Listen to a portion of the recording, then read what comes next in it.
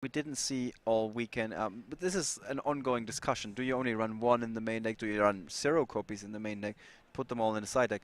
Umut is feeling confident that 3 is the way to go, that this card is that strong. In this matchup, it might be the one that punishes him because none of those Mermails are dark or light monsters. So that super polymerization so that is committing 3 of your own cards into a single fusion. Yes. Monster.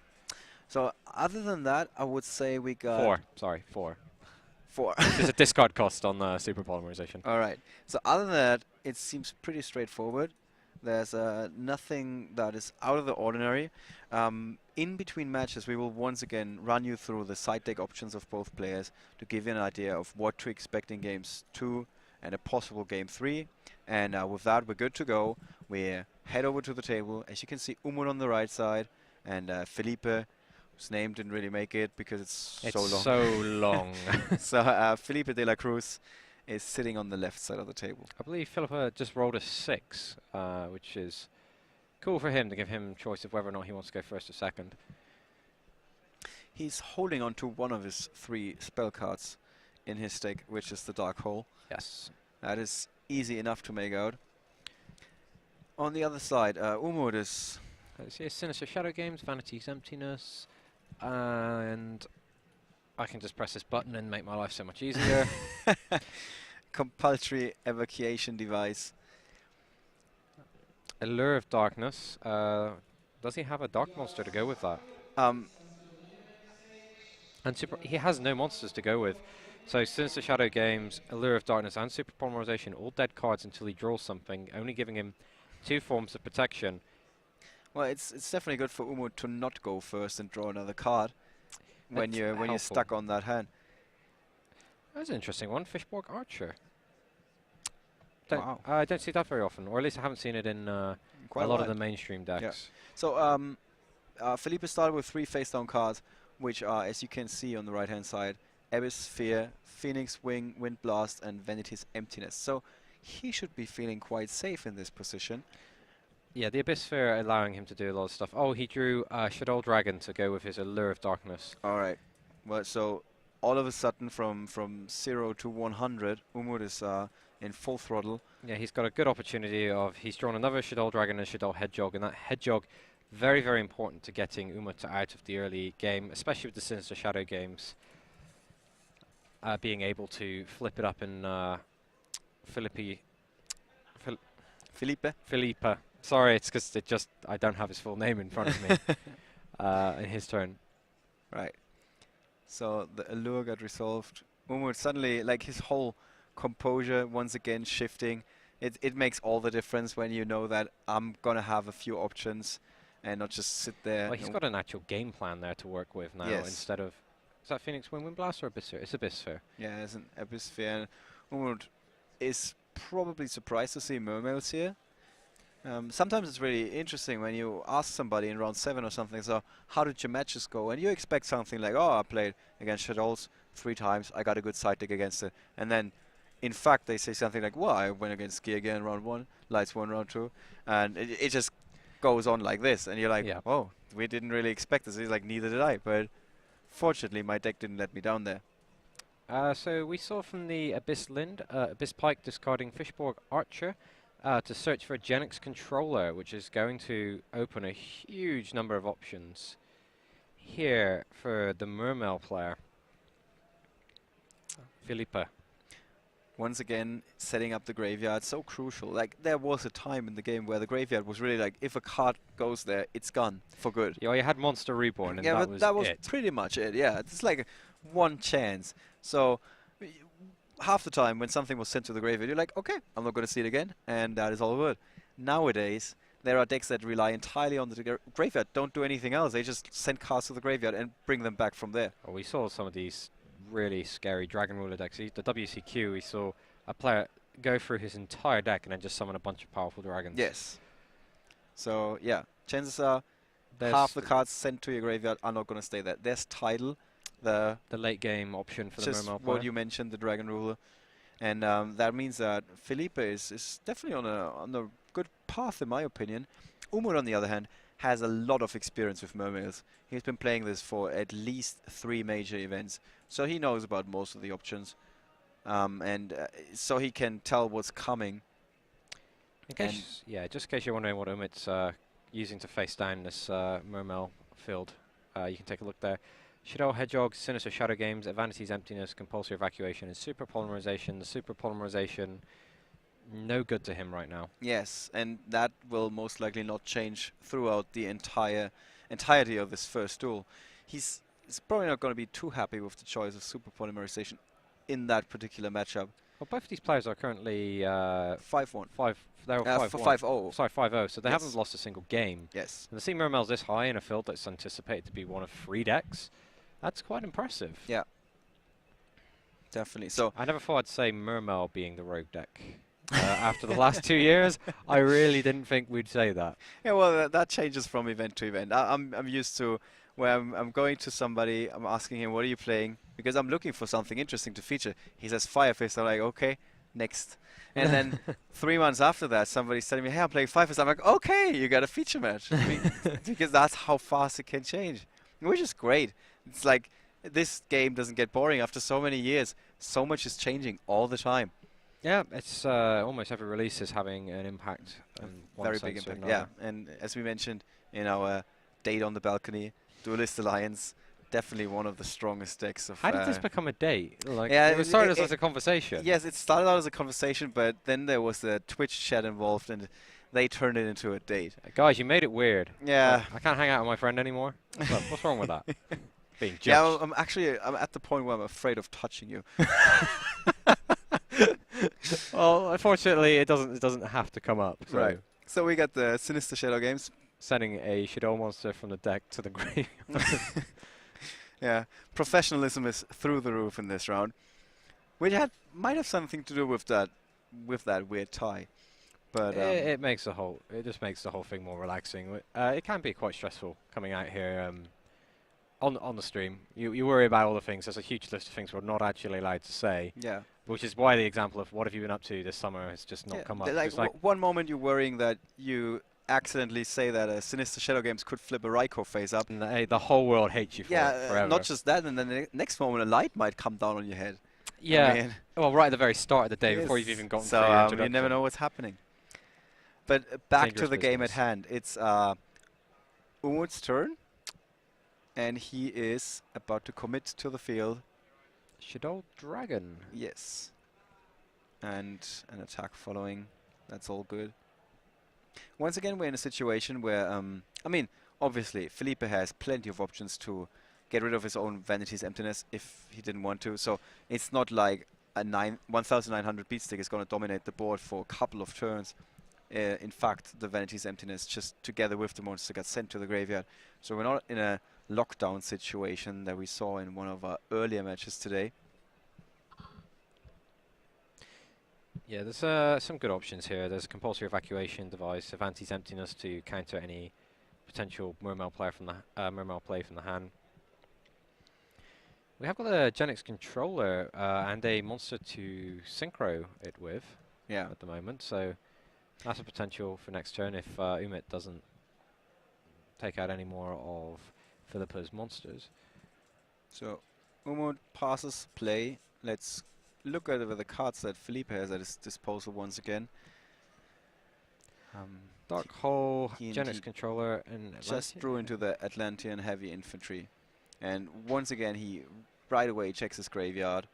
Umut is also asking for the contents. And then Tidal is making a surprise appearance. Okay.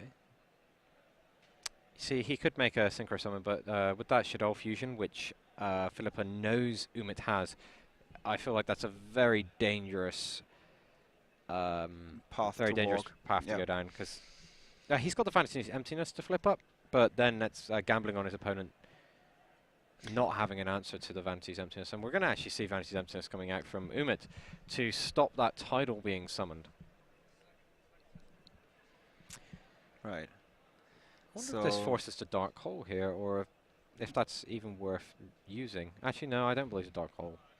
Yeah, is Felipe in a situation where he just wants to wait out until the Vanity's Emptiness pops, or does he want to force it from getting sent to the graveyard? It's again another one of these decks like Statella Knights, where its biggest non-Exy or Synchro monsters Well, it's got Mermegalo and Abyss lead in some cases, Mhm.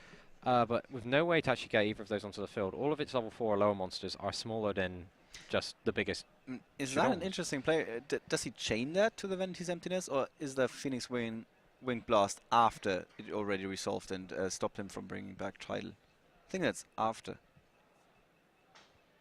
He No, he gets. changed it to get his title out. He's pretty desperate Well, on that that. is interesting. Quite costly for him, but he makes sure that Tidal hits the field. Now, the interesting thing is we do know he has Atlantean heavy infantry in his hand, and he's got the tidal coming back, so there's going to be more water monsters to summon it again, or use his effect to send another card from the deck to the graveyard. Right. Most likely not going to happen. Okay, so we're going to see a Shaddoll construct coming in from Super Polymerization. Yes, not that surprising. I mean, Umut being the Mohawk warrior that he is, no fear at all. And it just uses his own cards rather than his opponent's cards, which is what you usually expect to see with a super polymerization. So it's not dead in the matchup, but it's a lot less useful than it usually is. Yep, and we're going to see Wyvern Buster triggering and Shaddoll Construct triggering, but Breakthrough Skill is used by Felipe to stop the Shaddoll Construct from sending a card from the deck to the graveyard. So yeah, once again, Felipe still has the Dark Hole and the Heavy Infantry that we have mentioned quite a couple of times. Both players take a small timeout, checking the graveyard. It's, rather Felipe is, while Umut was searching his deck for yet another target. The Black Dragon Collapse. It's a dragon. It's a Black Dragon Collapse Serpent. Yeah, I think it's actually how you pronounce you that. can try and start a pronunciation contest. We got the card on the right hand side, so you can look for yourself. I got people in the office correcting me every time I mispronounce something now. So when I'm preparing for streaming content, it's like they'll pull me up on absolutely everything. Well, I'm still waiting. I mean, it is a shame that Vincent Ralam Bomiadana isn't in the room, because it would be great to have him on on the stream and pronunciate his name all day long, because we can just go crazy there. But back to the game once again. Umut brings out the Collapse Serpent and summons it to the field, gives him the upper hand, it seems. Checks the graveyard once again. It's both of these players very, very careful, taking a slow. Well, I don't want to say slow approach, but making Wanting sure. to know what the opponent can Yeah, possibly am have. I overlooking something? Is basically the big question here. And we do know there is a graveyard effect there. The Fishborg Archer. Unfortunately, I don't have a big version of the card text in front of me, so if we can just look that up.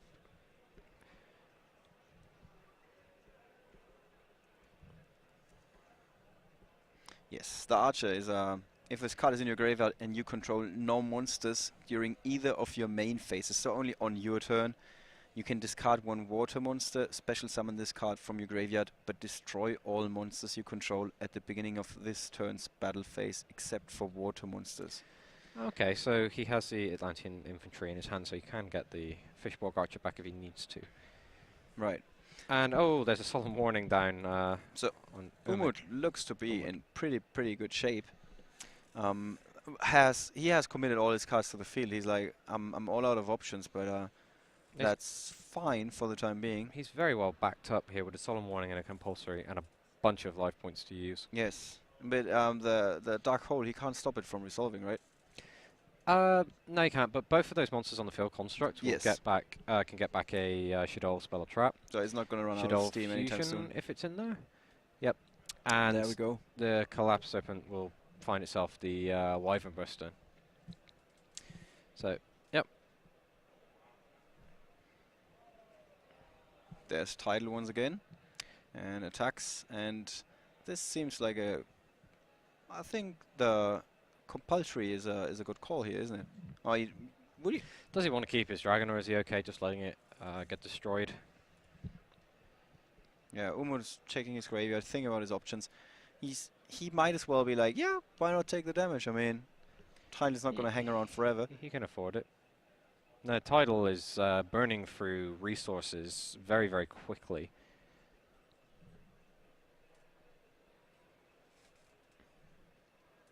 After long consideration, Umut lets just it takes go. it. Yeah, and that's one of the things that you see the experienced players. They don't care much for their life points. They're like, as long as I got enough to make a big soul charge play or flip a solemn warning, I'm Yep. gonna be okay. Like, I don't mind if I'm only on 1,000, 2,000 life points, as long as I'm gonna hang in As there. long as I'm above 800, the danger zone.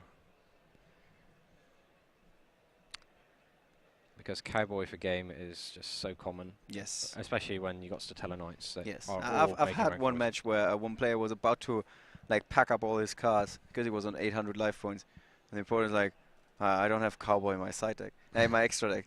He's like, what? Who does that? It's the fact he kept. Oh, interesting play here. He decides to turn the tidal and tune the tidal and the Fishbook Archer into Leo, which Leo. would be a great card in this matchup with like next to no answers for I'm Umut, but the compulsory. that's confusing because wait, what happened to the Shaddoll fusion? That should have been added by the the Shaddoll fusion's in his hand, so he would have got a free fusion from the Leo. And the El Shaddoll construct is a non-targeting effect, Yes. so it just destroys it, and he'd get the free fusion. What's the thinking here? Does Umut probably not know about the way the effect works? No, he most likely knows, but he's kind of in this horrible position where White Dragon Wyvern Buster and Black Dragon Collar Serpent is constantly keeping this flow of pressure, all while the Shaddoll fusion and super polymerizations, or maybe not so much the super polymerizations, they're not so great right now. The Shaddoll fusion is sitting, showing that if Philippa does decide to commit to the extra deck, that there can be a lot of bad things happening. Yes. Although Philippa still has Dark Hole and he still has Solemn Warning. Right. Neither of which he's going to want to use well, Solemn Warning he can't use, and Dark Hole would be pretty terrible. So he draws a card and passes. It's a Mermail Abystius. He's got no cards to discard to summon that. And we're going to see a Mathematician being played by Umut. Yeah, who's just thinking about his options at this time. And yeah, now he looks at the deck. He has quite a few targets for that, of course. Most notably the White Dragon. He's probably considering sending Shaddoll Squamata to the graveyard to then get an additional send. Whether or not he chooses to do that, he might just go straight for the Dragon, or Falco and then get the Falco and then get Falco back. He's got a lot of options with that Mathematician.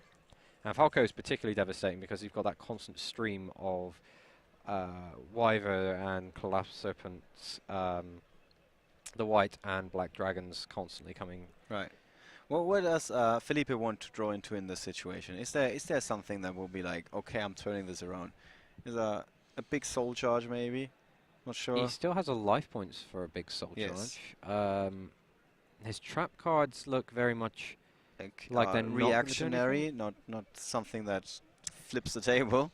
Yeah, they're very much to stop your opponent doing stuff as opposed to answering an established field. In this case, although you do have Phoenix Wind, Wing Blast, and Torrential Tribute, which have the ability to answer a established field, but things like Breakthrough Skill, drawing them later on after monsters have already resolved their key effects, it's not great when you're behind.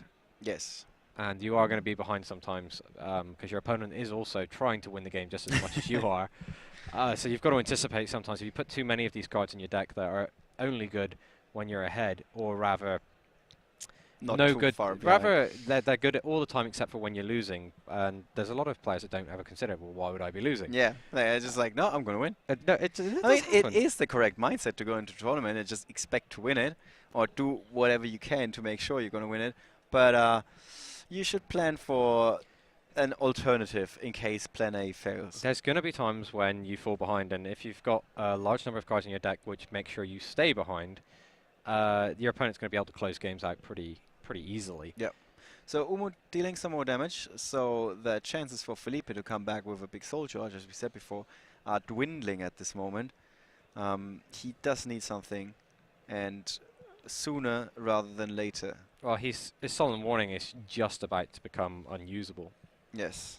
And that leaves him a Dark Hole, which really just removes the mathematician. I haven't seen how many black dragons has He been draws gone through. into. Is How that a many is he breakthrough skill? playing? Is it 3 black dragons? That looks like a breakthrough skill that he Yep, drew into. and it's exactly what I just said. Yeah, it's breakthrough skill that's been It's drawn. one of these cards that you say when I'm behind, it's not going to pull me out of there. Yeah, it doesn't fix a problem after it's happened. So I mean, he's forced to activate the dark hole. Umut should be fine with that. yeah, he just mentions I'm Yeah, going to get this white course. dragon effect. Providing he has any black dragons left in his deck. He's running Is it 3 one and 3? copy. Only 1 copy? Yes. Oh, it feels like we've been seeing so much more of these dragons going backwards. Forwards. I totally missed that. It's in German. Yes. Ah, Schwarzer Drache, Kollapsschlange. Kollapsschlager. Kollapsschlange. Okay, so we're not going to see another dragon. it's So not actually, that that much. dark hole was a lot better than I Yeah. thought it was. I thought that we were just going to see another replacement dragon. So a lot less action going on for Umut than we thought, but he's still ahead. He just has to continue pushing. But I think he didn't draw a monster. Oh. Yeah, he's got Oh no, he. Shaddoll Beast, Super Polymerization, Shaddoll Fusion. Yeah. He's actually got no monsters, no way of making the fusion to finish Right. this game. So that makes all the difference. That missing black dragon. And Felipe, on the other hand, he has finally found something to summon his Abyss choice, right? It's another Abystus that he's discarding. Well, that works. And Umut is not looking like a happy person in that situation. We're probably deciding, do I flip my Solemn Warning in this situation? You guys at home, would you flip Solemn Warning in this situation? I mean, is Tidal gonna go live again if Solemn Warning is flipped? Yeah, there's a very strong possibility that if you warning at this point, Tidal is gonna Tidal come can back. come out and it will punish take a you for it. chunk out of your life points. That'll be Yes. 4,600 life points lost. Yeah, so that's a big commitment that Umut has to make here. He goes for the warning. And Felipe is first taking down the damage, but it seemed for a second like he was immediately thinking about Tidal. And he might be feeling safe enough for the time being, but with just 2,200 life points, I'm not sure. Is that... The Tidal's still in the graveyard, right? Or if mind fizzled out and... no, I think it's still there. He chose not to use it. Perhaps didn't want to run it into back row, or I've missed something, and if I have, I've apologized.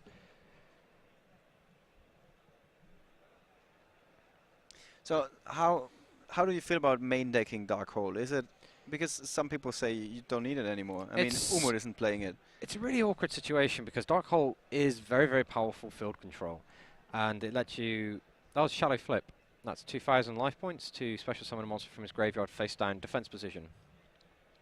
Oh, that's one of the tech cards we heard about this. It's going to be played this weekend. It's another investment, definitely, but it can really pay out. It's when you flip it in your opponent's end phase to set Shaddoll Falco right before you go ahead and do a big flip, get a guy back, and then the synchro summon. Right. So just once again, Oh, these are the options that Felipe Sorry. has to stop Umut's plays. He's still got one. The warning is still live at this point in time. But if he flips warning, he needs to make sure that he doesn't take any more damage. And by any more, I mean 200 points, which is like nothing.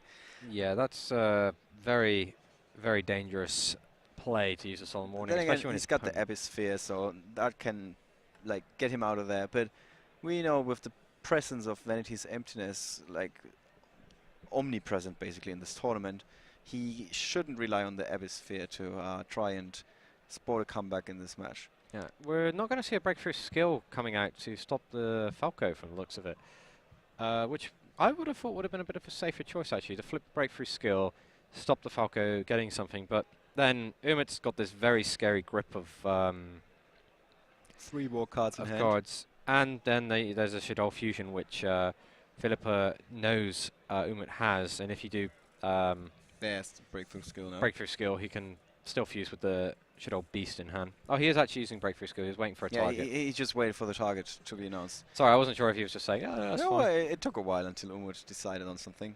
But with so many options, once again, the graveyard is like 15 cards, it seems. Yeah, Shaddoll Fusion's also very good here if he summons Windra. because it forces his opponent to only make one summon per turn. So if he goes afterwards, after the Shaddoll Fusion summon, Abyss Lind, he special summon the Lind, and if it gets destroyed, he doesn't get his extra Mermail because he's already special summoned the Lind for the turn. So it's a bit of an awkward situation to be in. Right. But so I think it's far Foolish from Burial. being out of options. He's, once again, he's considering what options he has. And here we go with Foolish.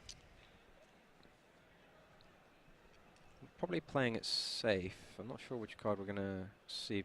Probably... oh, it's Beast from the looks of it, so he gets to draw a card. He's turning that Foolish Burial into a new card. Into a better upstart Goblin. One that doesn't give your opponent more Solemn Warning life points. Yes. Which is a good decision in that particular scenario. It's all swings and roundabouts. It really depends on the situation you're in, but... Oh, he's drawn a card. I haven't seen what it is. It is a monster. It's an Eclipse Wyvern, yeah. Well, thanks to the judges that are standing right behind Umut. Immediately entered that. It's also hitting the field right away. No reason not to. And it's attacking. And there's the Abysphere. And Umut doesn't have anything to deal with that immediately. Yeah, he has the super polymerization, so he super can go polymerization, attack. he might attack for game with the super polymerization if he attacks over both monsters that Felipe gets to summon. It's quite unlikely because the Shaddoll Falco only has 600 life points, and it's not there going we to go. beat There's the a Megalo. Megalo. So, what you gonna do, Umut, when a Megalo is looking down in your face? It's pretty... But there's a special summoned monster for once, so Yeah. he might be not too unhappy with that particular move because his Shaddoll Fusion is a lot better. Super polymerization. He's Yes. going in the battle phase. But the Opponent warning doesn't do anything against it. Opponent can't chain, so he's discarding the Shaddoll Fusion, which he's going to be able to get back when if the construct's destroyed. Or if the construct, I believe, sends Shaddoll Core to the graveyard, which if I remember correctly, it can do. Oh yeah, they're just having a quick question on does Abysphere stay in and play? then explaining that the Abysphere should probably be in the graveyard as far as I can tell. Yeah, it's Abyss Lind is summoned, and when Lind leaves the field, Yeah, it doesn't seem like such a big deal. Yeah. It's just to make sure that nobody's losing track of what's on the field and what's in the graveyard. Just to be 100% sure that this is going to play out the right way, rather than somebody messing up. it's legit. Don't worry, guys. So, Umut once again checking his graveyard. And, yeah, everything resolved in the way we expected it to. Gets the Surge once again. Gets to send another card from his deck to the graveyard with Shaddoll Construct. Tracking all of these once per turn effects is incredibly difficult. I'm sat here watching the game, not even playing, and I'm honestly struggling to go, okay, hold on, he's done this, he's done that, he's done that. Was that last turn or this turn? Because the turns are so long. I just imagine the amount of mental strain that's going on with these players. Because you're trying to track all your opponents once per turns as well as your own. Well, that's one of the reasons why energy drinks are so popular at these events. I do not believe you should be drinking those. I think it's a terrible, terrible idea. Well, when I've been playing in tournaments, they have often helped you to give you a push for the time being, and then at some point your body just can't stand it anymore, and it's gonna backfire in the worst way. And just you're going from 100 to 0. Yeah, all of a sudden, yeah, I was falling asleep cards. when I was standing. That was how bad it got. So. The worst case is the people that drink them at 7 o'clock, 8 o'clock in the evening. Yeah. Oh, I just need to pick me up. It's like, well, you're not sleeping at all for the rest of the night. Sometimes water alone can't get the job done. But speaking of getting the job done, Shaddoll Construct dealt with the Megalo. Yep, takes it out. Back to Felipe, who brings back Tidal. If he can remove the construct, nope, he's making as a defensive play, basically. He's in desperation mode. He did draw a bottomless trap hole to follow along the Tidal. And so Umut basically just needs to attack, which he does. So Tidal leaves the field. Umut's got a compulsory, a good answer. in case Felipe comes up with something. He's drew another.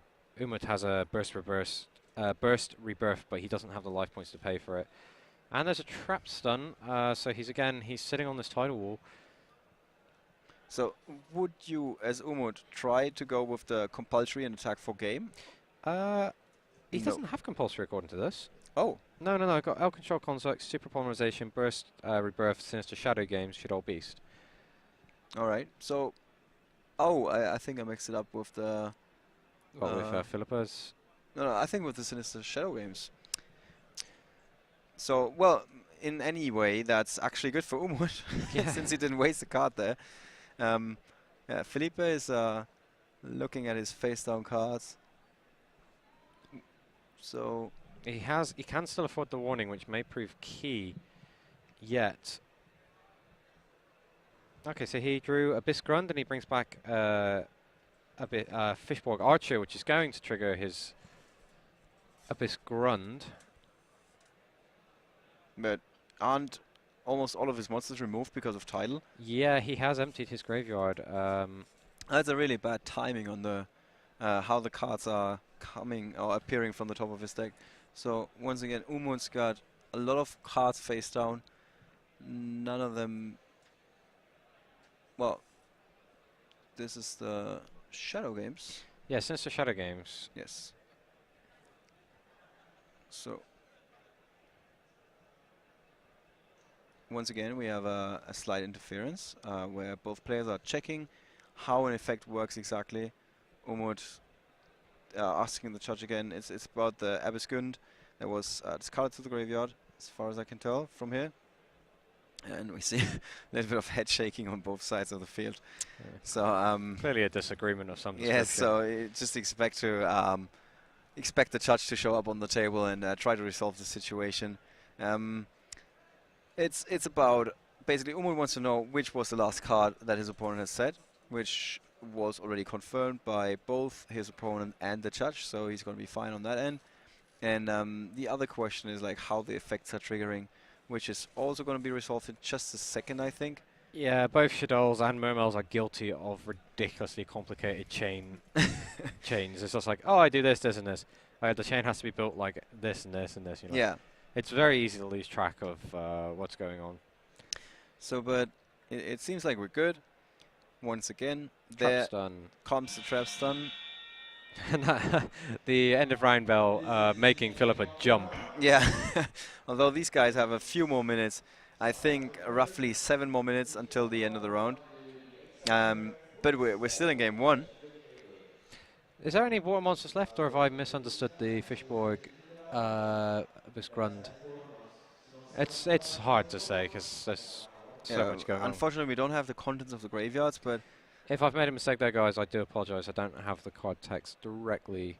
so Felipe drew into another spell or trap card, but so he's got no cards in hand, obviously, and we're gonna know in just a second what he actually said there. I think he snaps at it, so... yeah, he just Oh, peeked it's at it. Vanity's Emptiness, Ah, there we go. which is not very good against the construct already in play, Yes. and would lock him out of his very soft wall here, which is making Tidal. And Squamata has been summoned for Umut, Right. which is going to allow him to now start pressing in some damage. The construct doesn't inflict damage because it destroys special summoned monsters with an effect. A lot like Ally of Justice Catastor, so this is why the dragons come in attack mode. Right. So the bottomless cleared out. Oh no, was it the warning? He must be feeling like this is one of the last situations where I can use it. I Right, don't so- know if so- he used a warning yet. It's not. I've not been updated. So no, I think it was it was the bottomless because the card got banished. Yeah. So he used the bottomless trap hole to get rid of Umut's additional threat. Now he's Soul finally at Charge. the soul jar. That's interesting because it's gonna turn his warning into a blank card, but at the same time it could be, well, the out he needs. He brings back a Genix controller and Tidal. And interestingly enough, this would be one of the few situations where super polymerization Yeah, could is, be, is like, playable because there's a it's dark, a dark monster. monster. Yeah. So What is Umut drawing? That's the big question here. He's got a mind control from the top, if I'm not mistaken. Is that possible? It's mind control. It is mind control. That is an amazing draw for Umut. He's like, you can tell once again he's shifting. He's just looking at his face down cards really quickly. He's going to be like, yeah, this is going to be big in this game.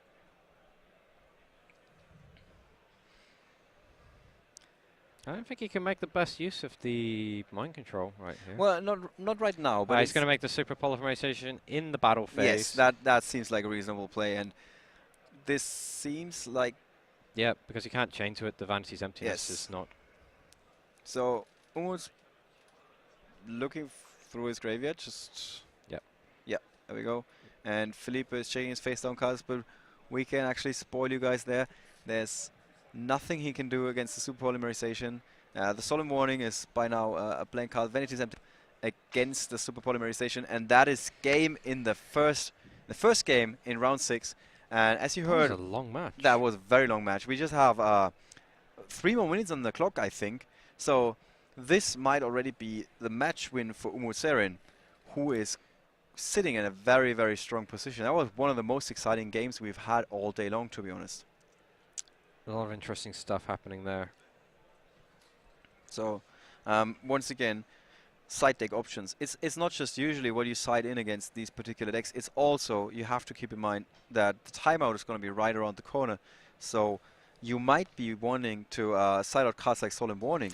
Yeah, cards that like Upstart Goblin even very, very bad for you at this stage of the game, where just giving your opponent 1,000 life points, allowing them to make the decision, just going to put my guys in defense mode. Yes. So, well, Felipe, he's got 3 copies of Mystical Space Typhoon that he's playing in the side deck. Not sure about those, to be honest. It doesn't... I'm not sure there's a situation where it does do a lot. The Shadow Imprisoning Mirror? yeah, that definitely seems like an obvious choice. Yeah, Umut on the other hand, he's got Pulling the Rug, which could actually be useful against the odd Mermail here and there. Chain Disappearance, not so much. And Rykos, that's also interesting. Well, Rykos can be pretty good in end of match procedure when your opponent attacks into... Would they summon a monster, attack into your defense monster, you destroy their attack monster, you summon attack, and win. Yeah. Also, it's something that you don't... Do you expect that to see that in Shaddolls? You're just going to be like, oh, it's going to be one of the Shaddoll flip effect monsters. Not going to be too much damage, and then suddenly it's a Ryko, and you're going to lose one of your cards. Or you flip up Shadow Imprisoning Mirror, attack into a Ryko. Yes, that will be worst case scenario, I think. Because you would probably going to lose the mirror, and the opponent sets up the graveyard, so that's... Yeah, you can be Mirror, send the top 3, get some bonus effects. Yes. Very possible to happen.